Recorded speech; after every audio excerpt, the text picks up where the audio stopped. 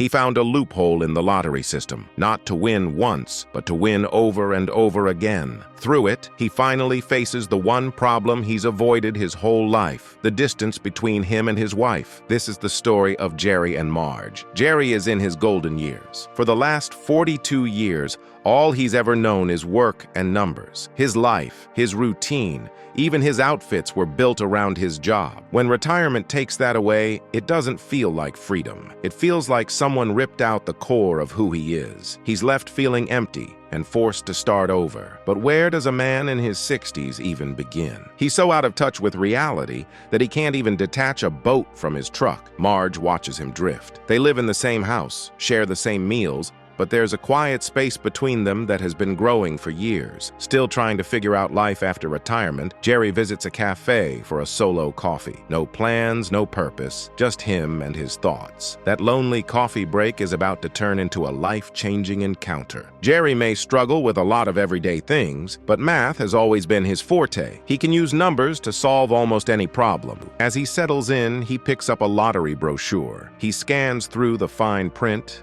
not out of hope, just to kill time. Then he spots it, a loophole in the lottery system. According to his calculations, when the jackpot reaches a cap of $5 million and no one wins the top prize, the money rolls down and is distributed among winners with smaller matches. That means if he bets big on these roll-down weeks, a win is practically guaranteed. For the first time since retirement, something clicks. The gears in his brain start turning again. So intrigued by this discovery, he tells his accountant, who thinks he's crazy. To everyone else, it sounds like an old man chasing a fantasy. But Jerry isn't shaken. Numbers have never failed him. He withdraws $2,000 from his small retirement account. The next day, on roll-down day, he uses the money to buy 2,000 windfall tickets, and he loses on his first try. The loss hits harder than he expected. Worse, he hides it from his wife because he's sure she wouldn't support what he's doing. During a short chat on the patio staircase, Jerry replays everything in his head. Somewhere between the small talk and the quiet pauses, he realizes where it all went wrong. He didn't lose because the math was wrong. He lost because he was too careful. The higher the bet, the higher his chances of winning. The next day, he makes a decision that could change everything. He drains the remaining $8,000 from his account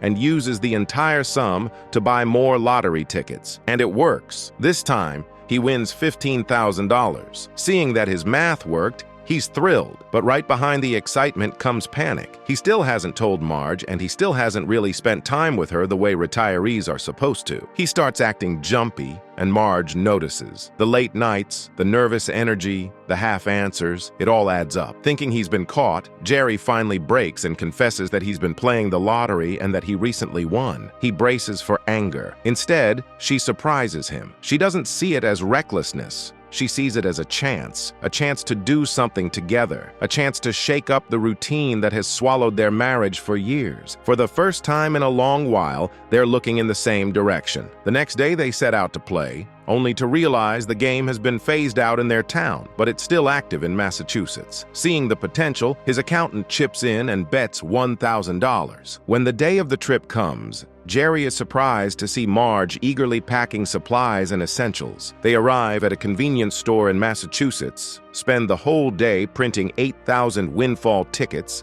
and the entire night counting them. Side by side, sorting tickets under fluorescent lights, they fall into a rhythm. And voila, they win again, $21,000. Realizing they can help their community with these winnings, Jerry and Marge form a group called GSIS. What started as one man trying to feel useful again turns into something bigger. They pitch the idea to their neighbors and everyone buys in. His children, however, don't. They think it's ridiculous. When roll-down day arrives, the group travels to Massachusetts again. They strike a partnership with the store owner so they can print tickets overnight. Somehow, this adventure rekindles an old spark between Jerry and Marge.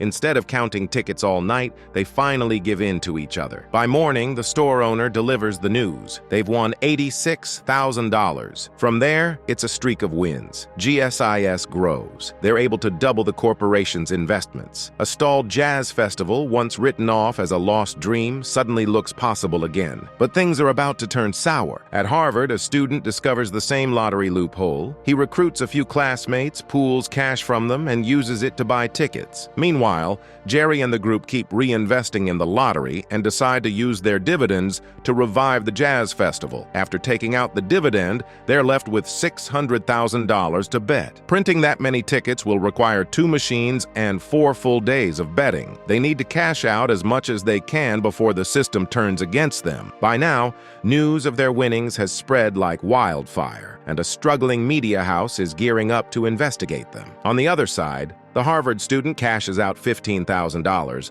but quickly realizes the payout should have been much higher. The reason it wasn't is because he and Jerry are drawing from the same pot. He and a friend trail Jerry and Marge to the convenience store and walk in on them celebrating their anniversary. He tries to talk them into joining his Harvard group, but Jerry declines. Then he exposes Tyler's secret of skimming money from his own group. Meanwhile, the reporter covering Jerry's story goes to the lottery headquarters, but hits a dead end. Tyler refuses to accept defeat. He stalks Jerry and threatens to hack his finances. Afraid of how far Tyler might go, Jerry backs out. His townspeople aren't happy with his decision. The store owner fills Jerry's son in, and his son becomes his voice of reason. Roll Down Week arrives. Tyler assembles his crew for a massive play. Jerry hesitates until the last moment. Then he decides to go all in. Tyler finds out and decides to play dirty. He figures out a way to manually trigger a roll down and convinces some of his father's acquaintances to invest $1 million. By morning, the system has been drained.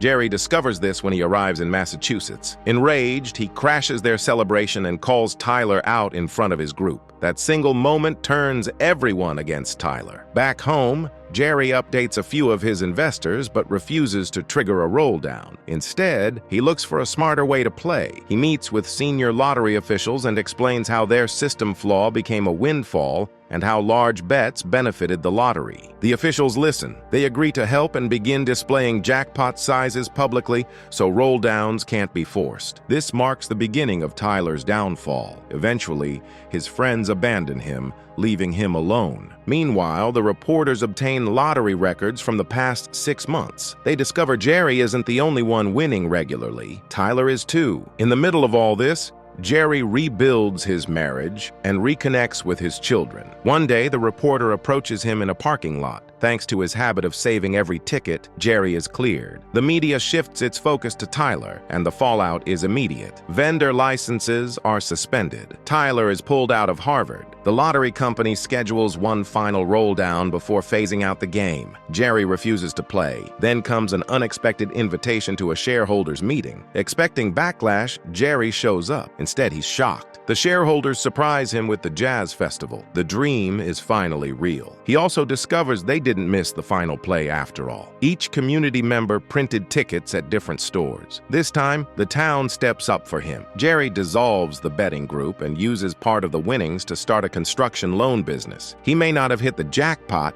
but he won in life. He rebuilt his marriage, reconnected with his family, and helped his town dream bigger. If you enjoyed this story, hit subscribe so we can bring you more inspiring movie recaps.